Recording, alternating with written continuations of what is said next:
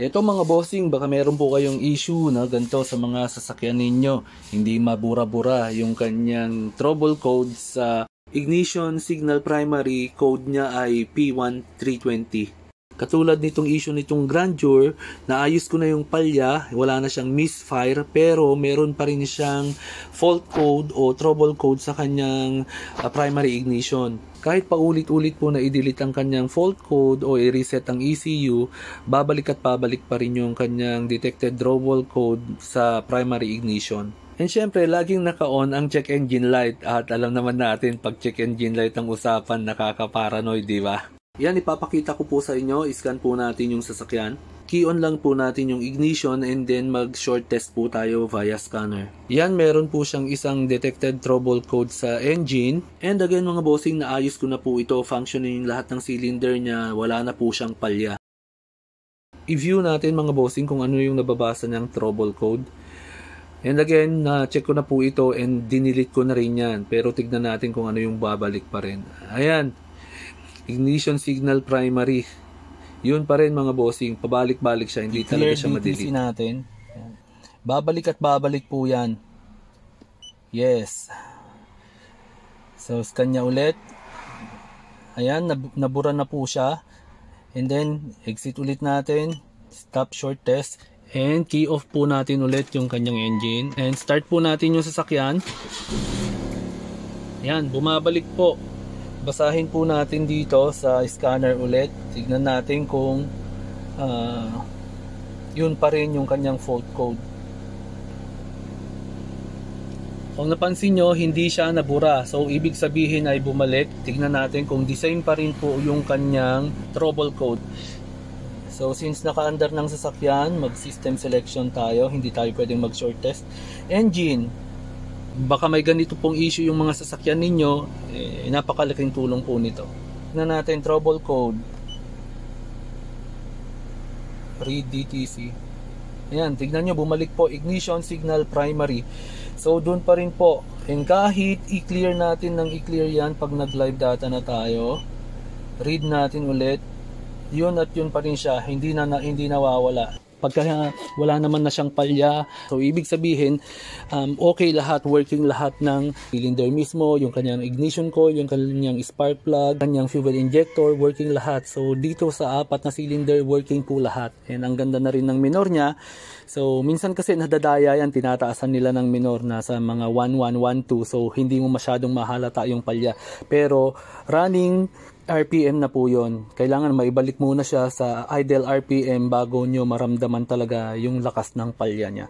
And eto po, papakita ko sa inyo na test ko na po ito kanina. So hindi na po natin papahabain, hindi na natin iisa-isahin. Ang problema po nito ay ignition coil. So replacement, sa mga hilig gumamit po ng ignition coil na replacement, baka ito po yung cause ng check engine light nyo, ba't hindi nyo mabura-bura yung primary ignition trouble code ninyo. So, ito po yung nahanap ko na ginamit nila. Siyempre, ang gagawin ko dyan, inisa-isa ko yung mga ginamit nila na ignition coil and nahanap ko dito. Kahit bago po yung binili nyong ignition coil, pero replacement, may possibility po na magkaroon siya ng check engine light at magkaroon siya ng detected trouble code sa kanyang primary ignition pa rin. At ang nagkakos nun ay yung binili ninyo na ignition coil. So, mas mainam po pagka bibili kayo ng ignition coil, yung OEM po talaga. Lalong-lalo na mga bossing pag sensors yung bibilhin ninyo or electronic parts. And again, working po itong ignition coil na ito mga bossing, yun nga lang nagkukos siya ng check engine light. So, palitan po natin. Ito. Galing surplus to. Meron siyang kulay pa.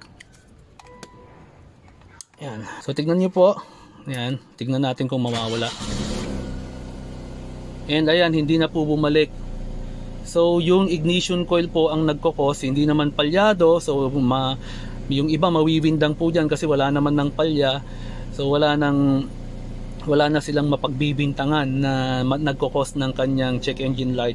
Kita nyo po na wala na yung check engine light. So ibig sabihin na-resolve na yung problema. Pero kailangan nyo pa rin pong i-scan yan and i-clear via scanner para siguradong mawala talaga siya sa system. So tignan po natin kung talagang burado na sa system or nandyan pa. Ayan, meron pa rin siyang detected trouble code pero wala na siyang check engine light. Tignan natin kung ano to. O yun pa rin mga bossing, ignition signal primary. So kailangan talaga natin i-clear dito or i-delete pa rin dito via scanner. So erase natin. Okay, exit natin. And then turn off na po natin yung engine. Try natin i-start ulit.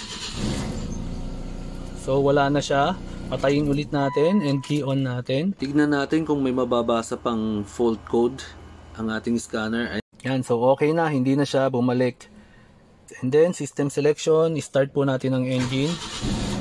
Tignan po natin kung may madidetect siya ng sa live data natin. And trouble code, read DTC. So no fault code present. Yan, so yun po. Baka may problema kayo ganyan na hindi nyo mahanap-hanap ang cause. I-check nyo po yung mga nabibili nyong ignition coil. So syempre walang palya, sasakit talaga ang ulo nyo kakahanap. Yung pala, yung ignition coil yung nagkakos ng problema. Hindi rin natin mahuhuli sa troubleshooting kung yung bunot-bunot nung sakit nung ignition coil dahil may reaction naman lahat, kaya nga po walang palya. At least ngayon nagka-idea na po kayo, so next time alam nyo na yung gagawin ninyo. Ayun, so maraming salamat po. Huwag niyo pong kalimutan i-like and follow yung page natin and subscribe po kayo sa YouTube channel ng Nab Customs. At syempre, hit nyo yung notification bell para updated kayo lagi. God bless po!